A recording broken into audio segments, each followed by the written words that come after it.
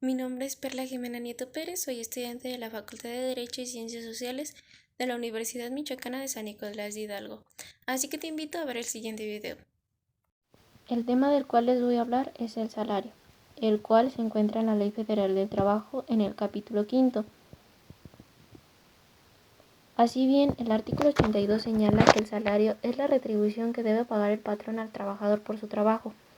Así, este puede fijarse por unidad de tiempo, unidad de obra, comisión, a precio alzado o de cualquier otra manera.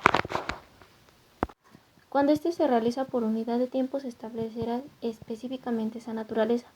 El trabajador y el patrón podrán convenir el monto siempre que se trate de un salario remunerador, así como el pago por cada hora de prestación de servicio, así como también especificará el tiempo en el cual los pondrá a disposición del trabajador sin que pueda exigir cantidad alguna por el concepto de desgaste natural que sufre la herramienta como consecuencia de trabajo. En el artículo 84 se especifica que el salario se integra con los pagos hechos en efectivo por cuota diaria, gratificaciones, percepciones, habitaciones, primas, comisiones, prestaciones en especie y de cualquier otra cantidad o prestación que se entregue al trabajador por su trabajo. Así bien, en el artículo 85 se establece que el salario debe ser remunerador y nunca menor al fijado como mínimo de acuerdo con las disposiciones de dicha ley. Para fijar el importe del salario se tomará en consideración la cantidad y la calidad del trabajo. En el salario por unidad de obra, la retribución que se pague será tal que para un trabajo normal en una jornada de 8 horas quede por resultado el monto del salario mínimo por lo menos. Así bien, en el artículo 86 se menciona que a trabajo igual desempeñado en puesto, jornada y condiciones de eficiencia también iguales deberán corresponder al salario igual. En el artículo 87 hace referencia a que todos los trabajadores tendrán derecho a un aguinaldo anual que deberán pagarse antes del día 20 de diciembre, equivalente a 15 días de salario por lo menos. En el artículo 88 se establecen los plazos para el pago del salario, que nunca deberán ser mayores de una semana para las personas que desempeñen un trabajo material y de 15 días para los demás trabajadores. En el artículo 89 determina el monto de las indemnizaciones que deberán pagarse a los trabajadores y se tomará como base el salario correspondiente al día en que nazca el derecho a la indemnización, incluyendo en él la cuota diaria y la parte proporcional de las prestaciones mencionadas en el artículo 84. Ahora bien, nos pasamos a lo que es el salario mínimo, en el cual en el artículo 90 se establece que es la cantidad menor que debe de recibir en efectivo la persona trabajadora por los servicios prestados en una jornada de trabajo. El salario mínimo deberá ser suficiente para satisfacer las necesidades normales de una o un jefe de familia.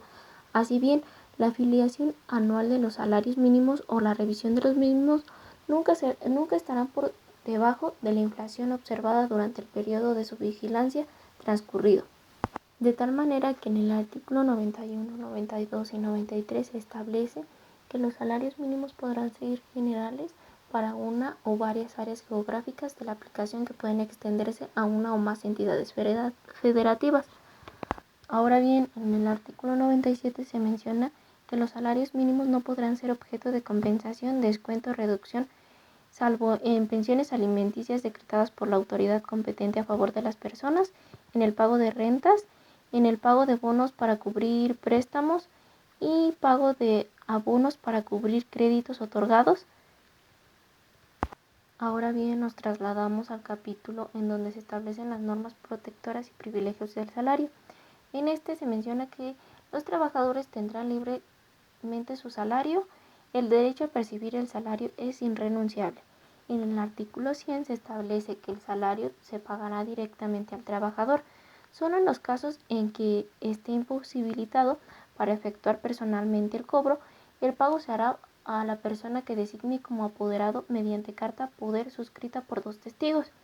En el artículo 101 se establece que el salario en efectivo deberá pagarse precisamente en moneda de curso legal, que no siendo permitido hacerlo en mercancías, vales, fichas o cualquier otro signo representativo con que se pretenda sustituir la moneda. En el artículo 102 se establece que las prestaciones en especie deberán ser apropiadas al uso personal del trabajador y de su familia, razonablemente proporcional a las del monto del salario que se pague en efectivo.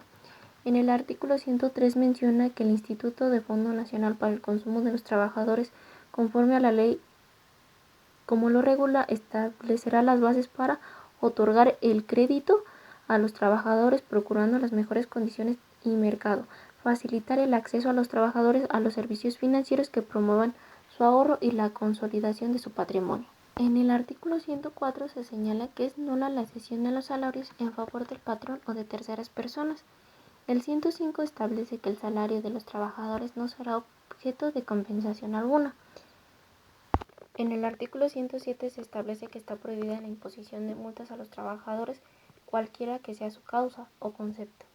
En el 108 se establece que el pago del salario se efectuará en el lugar donde los trabajadores presten sus servicios. En el artículo 109 se establece que el pago deberá efectuarse en día laborable fijado por convenio entre el trabajador y el patrón durante las horas de trabajo inmediatamente después de su terminación.